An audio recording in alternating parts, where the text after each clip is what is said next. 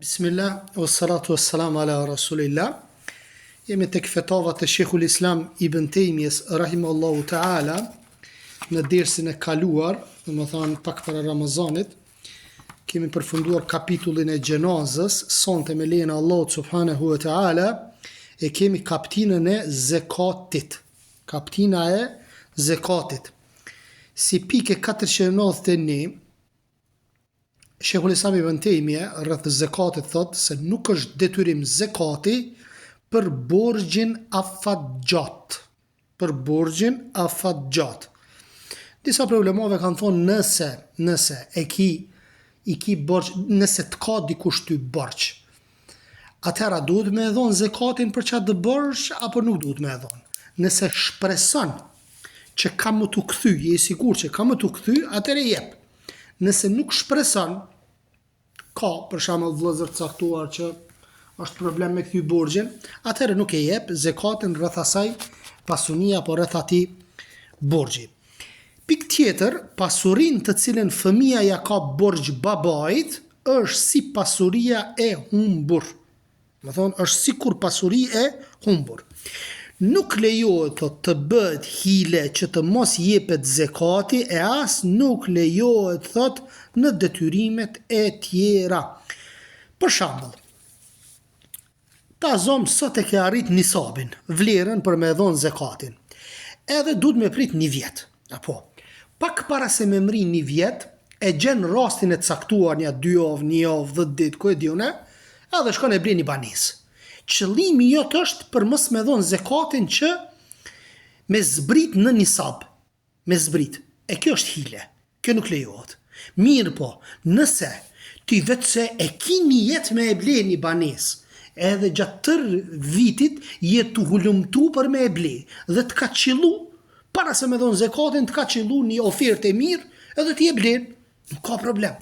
Zbret zekat, do të thonë zbret nisab edhe nuk e jep zekatin, sepse Allahu azza wa jalla i din zemrat e njerëzve. Pastaj thot, është rregull thot te shehu që çdo hile e cila veprohet me qëllim që të bëhet e vërtet një kod apo të bëhet e kod një e vërtet, ky rregull është i kod, ai dënohet me të kundërtën e qëllimit të tij, siç e potencuam. Lejohet bartja e zekatit prej vendit ku është në vend tjetër për interes të përgjithshëm. Do thonë, ta zom, këtu nuk mundesh me gjetë dë varfër, apo në vendin tënd, apo ju për shembull që jeni në Evropë, edhe u a jepni familjarëve apo të afërmëve tuaj që kanë nevojë në Kosovë. A bën kështu? Po bën, nuk ka asnjë problem. Me thonë, zekati mund të bartet apo të transferohet edhe në shtete të tjera. Normalisht, duhet shikohet ato që i ki më afër, apo farefisit, që i ki më afër, e pastaj shkosh edhe në gjetit e vllaznia apo në përgjithësi. Pastaj thot, në ushqimet të cilat janë prej toke konsiderohet rezervimi, ruajtja e ushqimit, pikërisht për këtë është detyrim zekatin mjalt, në hurma, zekatin në ullinje, është detyrim për shkak të rezervimit. Normalisht zekati vllazni është jo në gjëra që ti i përdor për t'i ngrënë apo për të shërbyer me të. Mirë po në momentin kur ti i rezervon, apo dhe më thonë në atë aspektin i run atë ushqim dhe e ki qëllimin, dhe më thonë të tregtis, atër për një moment hyn veç hukmi i zekatit. Për shembull, po e zom, jeni 5-6 antar në shtëpi, edhe kadesht Allah subhanahu wa taala ju ka mundësu që me pas para, edhe i bëni 3-4 kjara. Po e zom, i bëni 3-4 kjara. Edhe secili do në kërën e vetë me pas, burri kërën e vetë, gruja kërën e vetë, 2 djemt 2 kjara, qika edhe 5 kjara, për shembull 5 veta në shtëpi. Bukur, a duhet me dhonë për 5 kjara? Shumë e madhe kjo, apo? A duhet me dhonë zekat për këto 5 automjete? Nëse nuk është një jetë i tregtis, nuk i pët zekati. Në momentin kur ti e fokuson kokën tënde që unë këto e ku marr, po e shfrytëzoj, po e kom për tregti, me njëherë hyn çështja e zekatit. Këtë varet tek njeti. Lejohet nxjerrja pjesë e zekatit të pasurisë së patundshme. Pasuria e patundshme e dini çfarë është. Është detyrim në sadakan e fitrit nxjerrja nga ushqimi i vendit.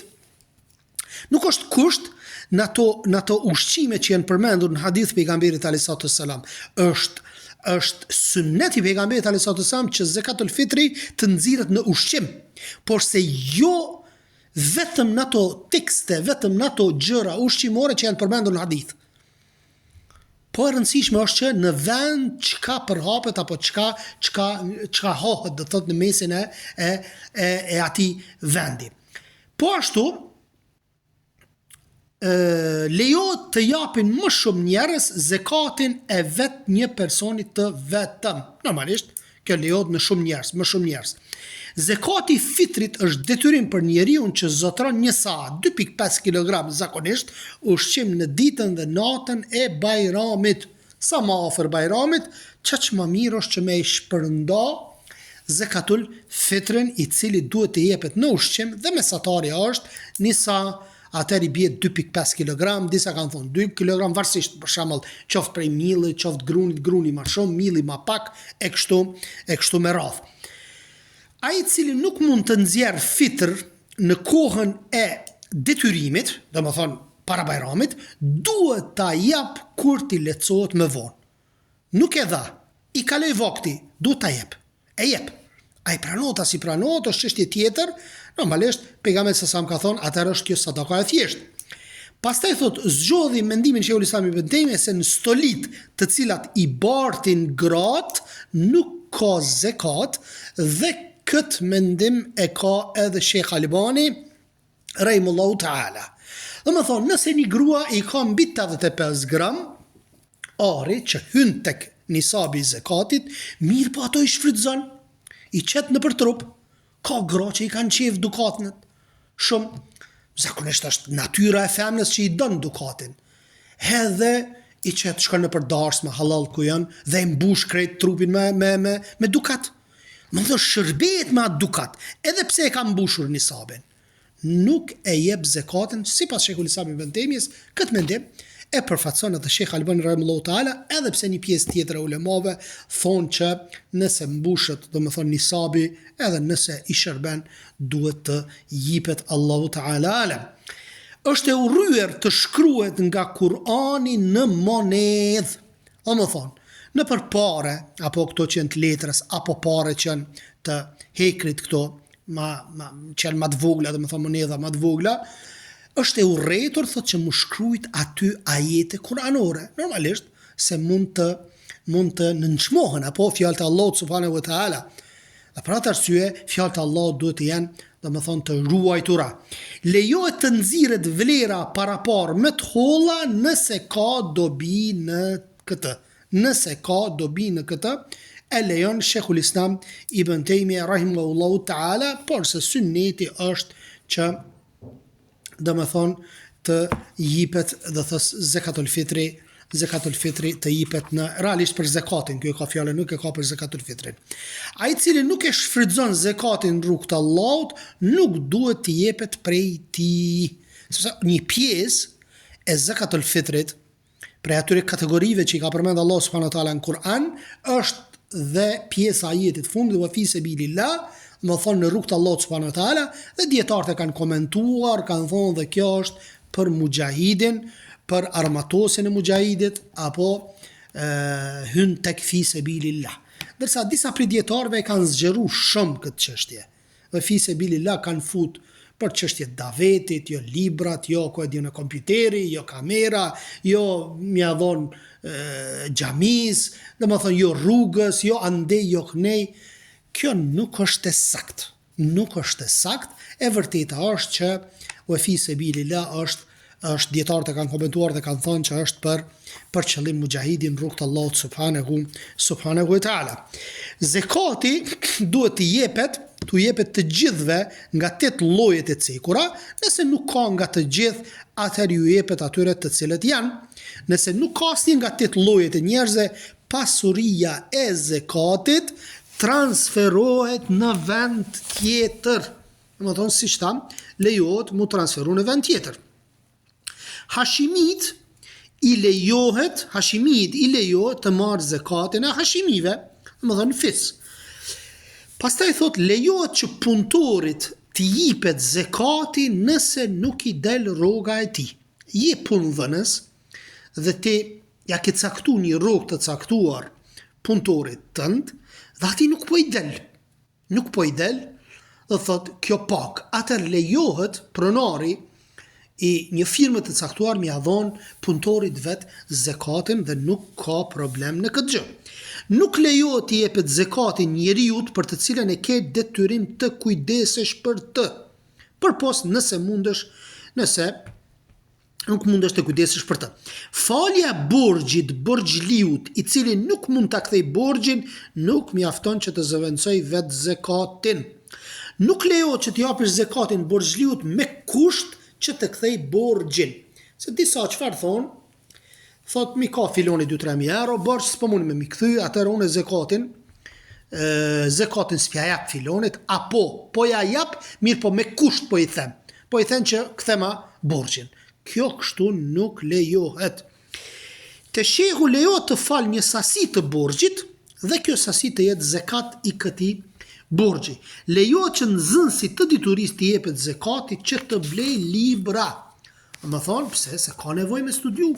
Më thonë, nëse është një student dhe nuk ka mundësi me blej libra, atëherë është prej zekatit shumë të mirë, sepse subhanallahu e blen librin, e studion atë librin, e shfaq dijen dhe e përhap dijen nga ai libër që ti ja ke dhënë parat për me ble atë libër.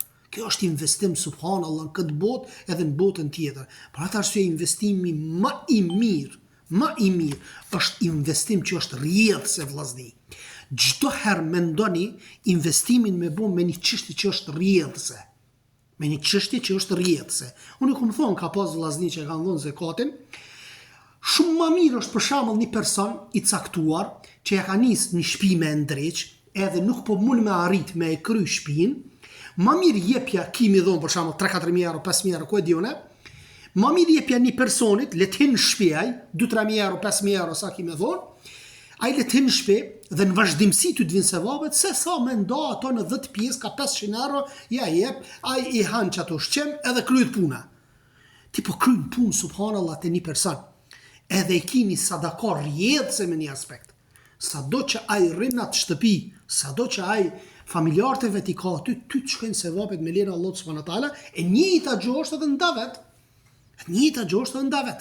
Për pos zekatit, investimi në libra, investimi në davet, kjo është investim subhanallahu në vazhdimsi që ty të vinë sevapet. Pastaj thot, lejohet që robi të lirohet me pasuri të zekatit, thot gjithashtu muslimani i robruar tek armiqet e muslimanëve.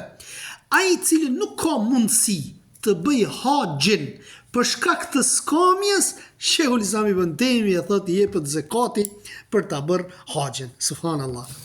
Do ai që nuk ka mundësi me kry haxhin, e ka obligim normalisht është shtylla e Islamit, është i varfër në aspektin që s'mund ta kryej haxhin, sepse kështu ai për ushqim nuk ka probleme, e qet muin me rrogën e vet që punon, mirë po don me shku në haxh, por se e ka obligim, nuk mundët me shku, i lejohet me adhon zekatin për me bo haxhin. Zekati, haxhi, borxhi, zullumi ndaj robërve të Allahut nuk falen nëse vdes si dëshmor, si shahid. Është çështje e rrezikshme. Nëse ki, domethënë borxh apo zullum ndaj njerëzve, nuk falen tek Allah subhanahu wa taala. Është fars që t'i jepet njeriu i cili kërkon dhe është i drejtë, nëse e dini një vëlla që është i sinqert me Allah subhanahu wa taala edhe me ty dhe ta kërkon zekatin dhe nuk manipulon, nuk nifet që është manipulant, jepjani zekatin, sepse zekati është pjesë e të varfërit, nuk është pjesë e jotja pasurisë ajo. Ajo 2.5% është për të varfërin dhe ajo ty të pastron vëllaja, ta pastron pasurin, ta ruan bereqetin, ta shton gjitha gjërat, ta shton pasurin pastaj. Më thonë sepse nuk është pjesë e jotja. Pastaj thot, nëse kërkon nga dikush tjetër të bëj dua për ty që ti të përfitosh, nuk lejohet. Mirë, por nëse bën dua që të bëni të dy dobi, keni dobi të dy, apo vetëm ai, atëherë nuk ka të keqe, sepse melekët bëjnë lutje për atë i cili bën dua për vllahën e vet pas shpine, melekët ton edhe për ty një lloj. Tash kemi kapitullin e agjërimit. Si si fetva 528 apo mendem, dallohet vendi ku del hëna e re e muajit të Ramazanit. Kjo është me pajtimin e gjithë njerëzve. Me pajtimin e gjithë njerëzve të cilët e njohin këtë punë. Nëse vendi i daljes së hënës së re është i njëjtë, atëherë gjitha vendet duhet të agjërojnë. E nëse vendi i daljes është i ndryshëm, secili vend agjëron në bazë të shikimit të hënës. Më thonë, në Saudi mund tjetë ndryshe, tek ne mund tjetë ndryshe, në Jordan mund tjetë ndryshe, e shojnë atje, nuk e shojnë, ne vazhdojmë me agjëru me vendin tonë. Po është një problem që tek ne nuk shikohet hëna me sy, por se me ato llogaritjet astronomike që bien desh me sunetin e pejgamberit alayhi salam.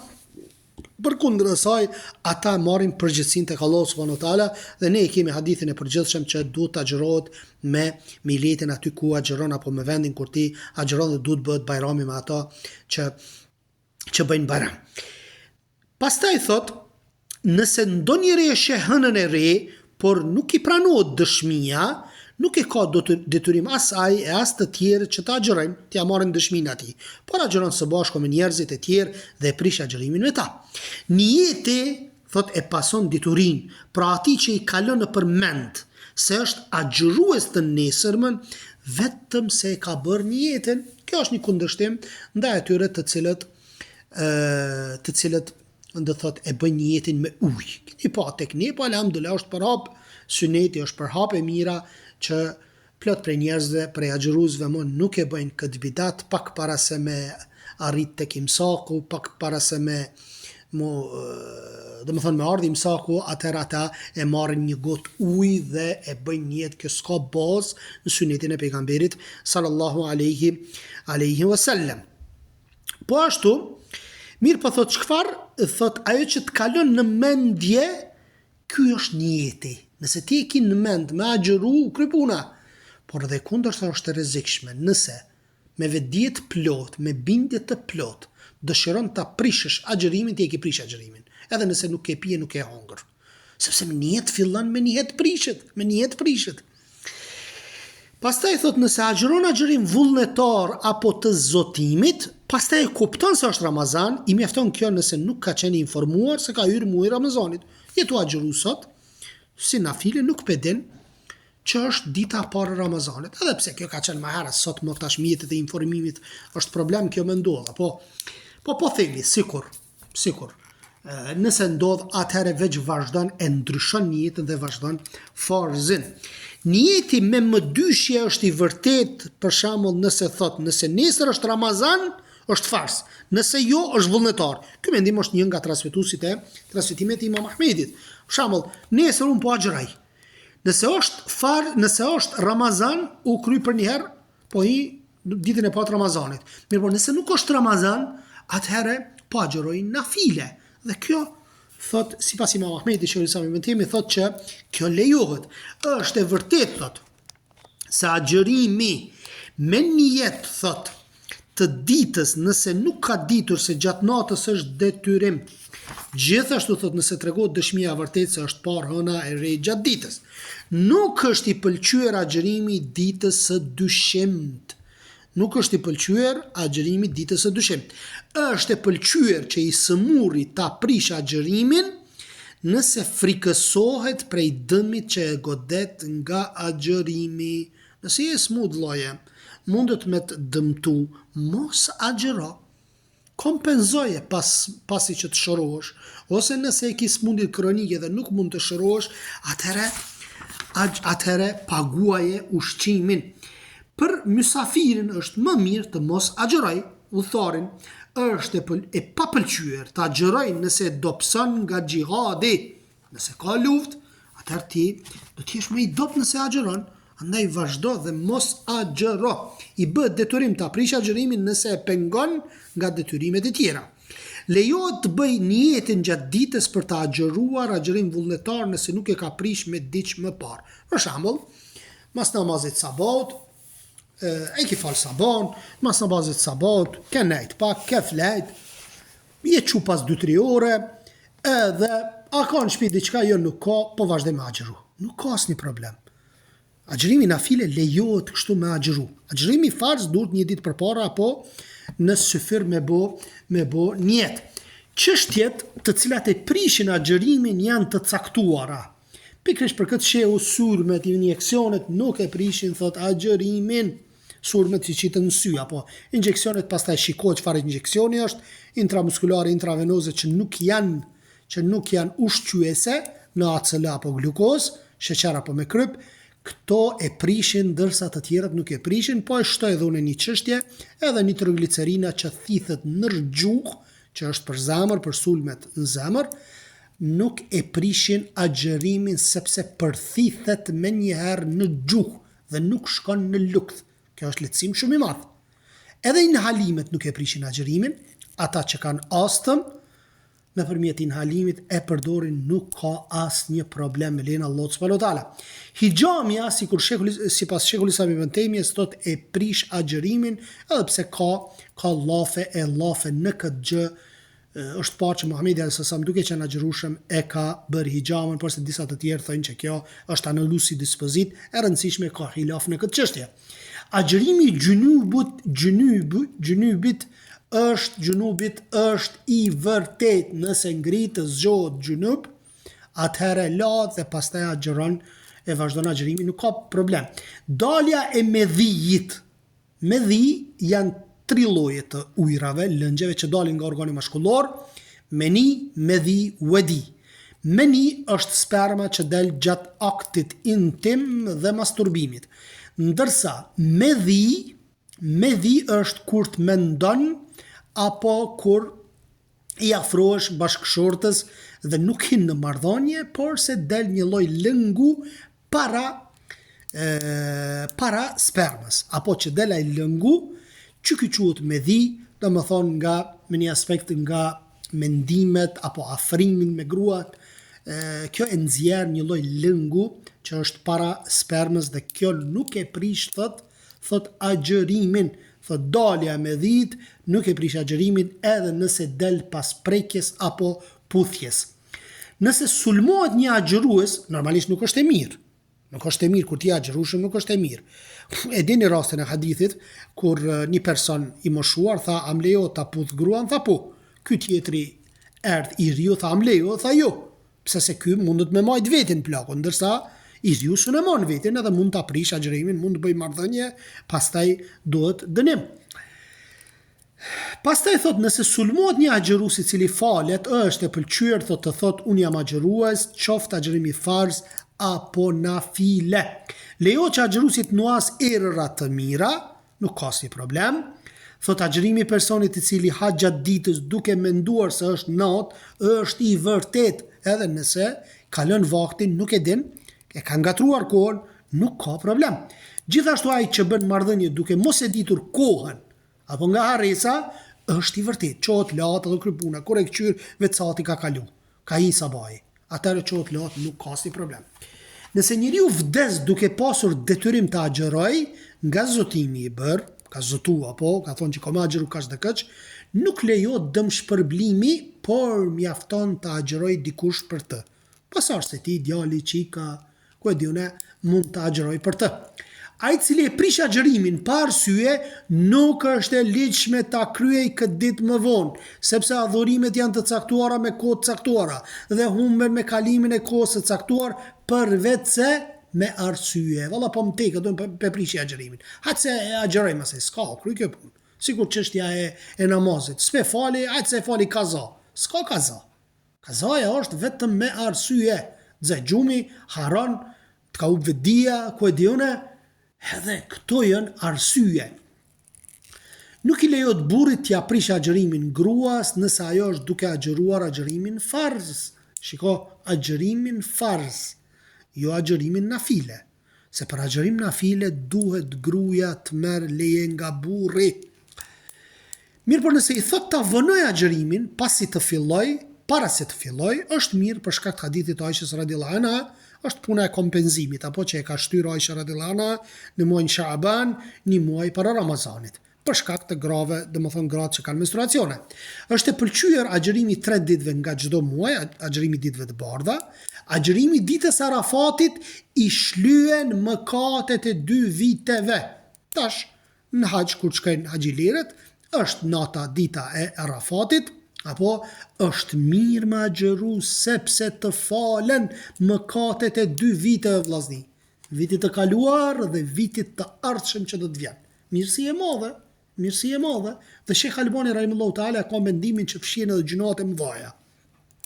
Se ka argumente që thot fshihen edhe gjunat në përgjithësi, siç ka thënë Muhamedi alayhi salatu wasalam, kushdo që shkon në haxh, thot kthehet tek shtëpia i pastër sikur ta ketë lindur nëna atë ditë. Çka i bjen? Në mëkatet e falura të mëdha dhe vogla. S'ka thonë mëkatet e mëdha nuk janë të falura, mëkatet e vogla janë të falura.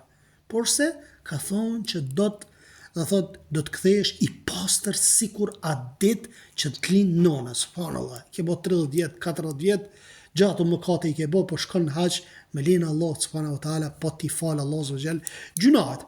Pastaj thot ndërsa thot agjërimi ditës së Ashuras i shlyen mëkatet e 1 viti. Nuk është e urryer thot veçimi ditës së Ashuras, agjërimi kësaj dite ka qenë detyrim dhe është. Disa problemave kanë thonë që duhet mi kundërshtu jehudët, apo mi ashtu një ditë, apo pas apo para. Rreth vlerës së muajit Rexhep nuk ka diçka të vërtet. Nuk lejohet agjërimi posaçëm në festat e mushrikëve. Nëse mushrikët i dhejtarët kanë një fest saktuar, nuk lejohet me agjëru. Nuk lejohet veçimi ditës xhumo me agjërim, apo veçimi natës së saj me namaz. Përveç nëse normalisht nëse ja shton ditën e ajte nuk ka problem. Nata Kadrit është nata më me vlerë për këtë ummet, ndërsa nata Isras është më me vlerë për pejgamberin sallallahu alajhi wasallam, që është ngrit apo. Dita e Xhumo është më e vlefshme në krahasim me ditët e javës. Dita e Kurban Bayramit është më e vlefshme në krahasim me gjithë ditët e vitit. Hatixha radhiyallahu anha është më e mira sa i përket fillimit të Islamit, ndërsa Aisha radhiyallahu anha është më e mira sa i përket fundit. E Meriemja bia Imranit, Asia, gruaja e faraonit, janë prej grave më të mira. Mirë po gratë më të mira nga ky ummet janë, siç tham, Hatixha, Aisha dhe Fatimja radhiyallahu anhuma. Pastaj thonë çështjen e vlerësimit të vobektit durimtar apo të pasurit falenderues vlerëson me më të devotshmin. Pra, nëse janë të barabartë në devotshmëri, janë të barabartë në shkollë.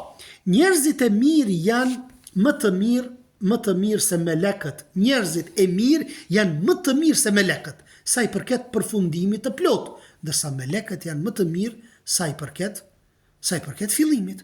Kush vlerëson thot muajin Rexhep mbi Ramazan, ka bo thot kufër, subhanallah. Ka bo kufër. Të mira dhe të këqija dyfishohen sipas madhësisë së vendit dhe kohës. Nëse në haxh bën mëkate, normalisht që ato shtohet mëkati, apo ai i cili agjeron çdo herë ka lënë atë që është më e mira, domethënë më agjeru çdo ditë. Kjo nuk ka. Më e mira është më agjeru, nëse aq shumë don më agjeru, dhe thot mund të agjerosh një ditë po, një ditë jo, siç është agjërimi Davudit alayhis salam. Dhe për fund, Mekka është vendi më i mirë. Ky është mendimi e Abu Hanifës rahmetullahi alayh, Shafiut rahmetullahi alayh dhe transmetimi nga Ahmeti, deri në takimin e radhës me kaptinën e itikafit, pastaj kaptina e haxhit, kaptina e kurbanit e shitblerjes. Subhanaka Allahumma wa bihamdik, ashhadu an la ilaha illa ant, astaghfiruka wa atubu ilaik. Allahu ju shpërbleft. Nëse keni ndonjë pyetje, do të mundohemi t'ju përgjigjemi insha Allahu taala atë që na ka lehtësuar Allahu azza wa jall.